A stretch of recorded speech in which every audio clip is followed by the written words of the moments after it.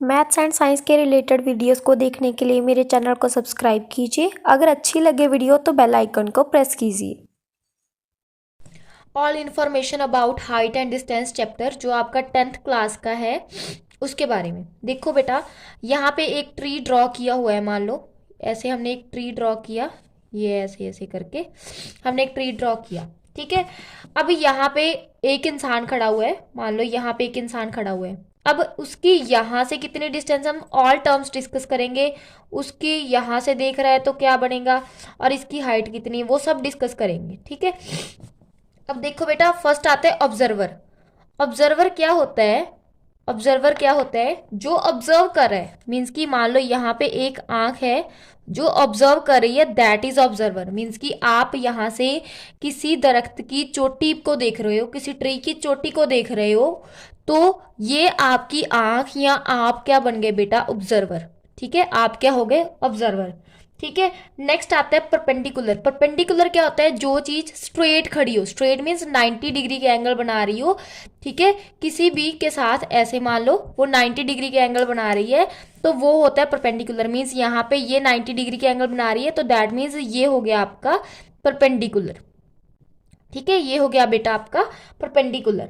Next आता है, हम इसी परपेंडिकुलर को ही क्या बोलते हैं बेटा? हाइट भी बोल देते हैं, और हाइट भी बोल देते हैं, और हाइट। बेस क्या होता है? जो आपका ऑब्जर्वर है और जो आपका परपेंडिकुलर है, उसके उन दोनों के बीच में जो स्ट्रेट होगी, हॉरिजॉन्टल लेंथ होगी, उसको हम बोलते हैं बेस, ठीक है। दिस इज बेस, इसको हम बोलते हैं बेस। और distance between man and tree ऐसे भी कह सकते हो, क्योंकि मैं ट्री की बात कर रही हूँ और यहाँ पे एक मैन है, तो बेस और distance between man and tree, distance between man and tree, ठीक है। अब देखो बेटा, ये हो गई आपकी बेस, ठीक है। ये हो गया परपेंडिकुलर, इसको हम बेस भी बोल देते हैं, इसको हम ब्रेड्थ भी बोल देते हैं, BREADTH, ब्रेड्थ भी बोल देते हैं। आगे आता है हाइपोटेन्यूज। ये परपेंडिकुलर हो गया, ये बेस हो गया, ये होता है हाइपोटेन्यूज। हाइपोटेन्यूज क्या होता है? अगर मान लो जो आपका ऑब्जर्वर है, मान लो हमने ये ऑब्जर्वर कहा, ये ऑब्जर्वर है आपका, वो एक ट्राइंगल बना रहा है, इसको देखते हुए एक ट्राइंगल बना रहा है, तो पाइथागोरस थ्योरम को ये जो ट्राइंगल फुलफिल करेगी, तो इसमें ये वाली जो लेंथ होगी उसको हम बोलते हैं हाइपोटेन्यूज, हाइपोटेन्यूज, ठीक है। जो ऑब्जर्वर की आंख एंड ट्री की चोटी के बीच में होगी, ठीक है। मैक्सिमम डिस्टेंस या फिर हाईएस्ट डिस्टेंस जो होगी उसको हम बोलते हैं हाइपोटेन्यूज। देन आता है एंगल ऑफ एलिवेशन। अब angle of elevation and angle of depression में बहुत ज्यादा कंफ्यूजन होती है बच्चों को। एंगल ऑफ एलिवेशन क्या, एंगल ऑफ एलिवेशन क्या होता है, एंगल ऑफ डिप्रेशन क्या होता है?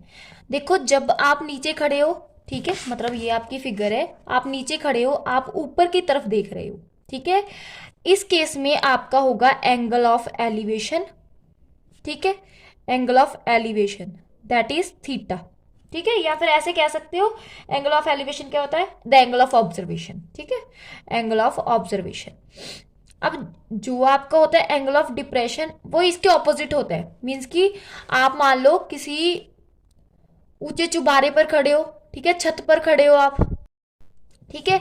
मान लो आप यहां पर खड़े हो, ठीक है, ये मान लो आपका चुबारा है, आप यहां पर खड़े हो, यहाँ पे कोई बिल्ली वगैरह है, आप यहाँ पे खड़े हो मान लो, ठीक है, आपकी आंख यहाँ पर है, आप नीचे देख रहे हो, तो इस केस में होगा आपका बेटा एंगल ऑफ डिप्रेशन, ठीक है। जब आप नीचे देख रहे हो तो वहां से कितना एंगल होगा, ठीक है, वो होगा आपका एंगल ऑफ डिप्रेशन, ठीक है। एंगल वहां से ये वाला मेजर होगा, ठीक है। अब ये और ये दोनों सेम होते हैं बिकॉज अल्टरनेट इंटीरियर होते हैं पैरेलल के अकॉर्डिंग, तो इसलिए ये आपका एंगल ऑफ डिप्रेशन हो जाएगा, ठीक है। Angle of depression and angle of elevation equal होते हैं, बस ऐसा होता है कि एंगल ऑफ डिप्रेशन हम ऊपर से नीचे को देखते हैं और एंगल ऑफ एलिवेशन हम नीचे से ऊपर को देखते हैं, बस इतना से डिफरेंस है इन दोनों में। अब इन दोनों को जो आपका इंस्ट्रूमेंट मेजर करता है उसको हम बोलते हैं इंक्लिनोमीटर और क्लिनोमीटर, इंक्लिनोमीटर और क्लिनोमीटर, ठीक है। ये आपके इंस्ट्रूमेंट का नेम है जिससे हम मेजर करते हैं एंगल ऑफ ऑब्जर्वेशन, इंस्ट्रूमेंट, ठीक है।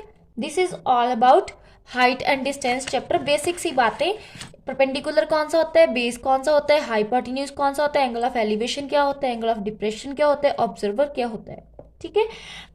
अब आता है आगे, अब इसमें जो क्वेश्चंस होते हैं उसमें क्या क्या यूज होता है, ठीक है, वो डिस्कस करेंगे हम।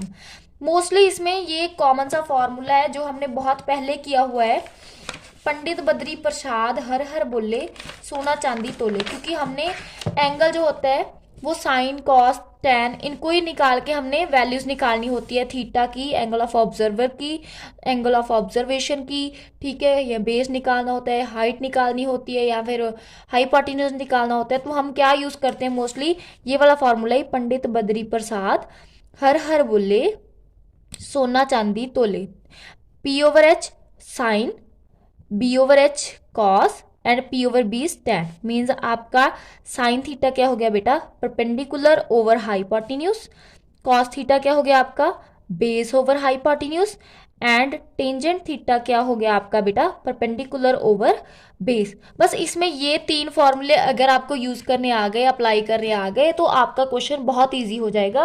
अब हम कल से क्वेश्चन डिस्कस करेंगे इसके। और हाँ, इसमें बेसिक सी वैल्यू यूज होती हैं जो, वो भी लिख ही देती हूँ साथ में। आपकी साइन जीरो की वैल्यू यूज होती, जीरो की नहीं यूज होती, मोस्टली 30 डिग्री की होती है। साइन 30 की वैल्यू होती है आपके पास 1/2। साइन 45 की वैल्यू वो होती है 1/√2। और आपके साइन 90 डिग्री की वैल्यू होती है, साइन 90 डिग्री की वैल्यू 60 डिग्री की, साइन 60 डिग्री की वैल्यू होती है आपकी √3/2। ठीक है, बस यही तीन वैल्यूज यूज होती हैं छोटी क्लासेस में। ठीक है, आगे है कॉस की।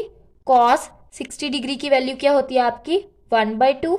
कॉस 45 डिग्री की वैल्यू क्या होती है आपकी 1/√2।